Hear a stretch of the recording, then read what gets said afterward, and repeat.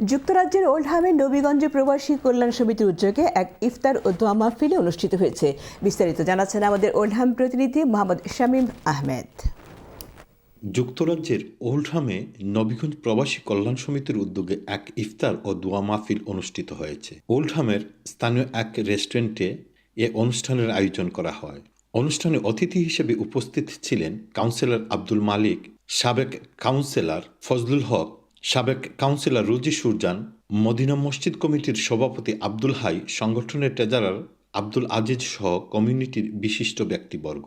সংগঠনের সভাপতি আব্দুল হকের সভাপতিত্বে এবং মুস্তফা উদ্দিন নীলুর সঞ্চালনায় ইফতারপূর্বক এক আলোচনা সভা অনুষ্ঠিত হয়। এতে প্রথমেই পবিত্র কুরআন থেকে তেলাওয়াত করেন মৌলানা তালেবুর রহমান। সভায় বক্তারা পবিত্র মাহের রমজানের তাৎপর্য, প্রবাসে পারস্পরিক সম্প্রীতি ও ঐক্য বজায় রাখার গুরুত্ব নিয়ে আলোচনা করেন। এ সময় বক্তব্য রাখেন সংগঠনের সাবেক সভাপতি শাহ আলী হায়দার, মালেক উদ্দিন, আব্দুল মতিন, দলামিয়া, শাহজামান সহ আরও অনেকে। বক্তারা নবীগঞ্জ প্রবাসী কল্যাণ সমিতির বিভিন্ন সামাজিক ও মানবিক কর্মকাণ্ডের প্রশংসা করেন এবং ভবিষ্যতেও কমিউনিটির কল্যাণে একসঙ্গে কাজ করার প্রত্যাশা ব্যক্ত করেন।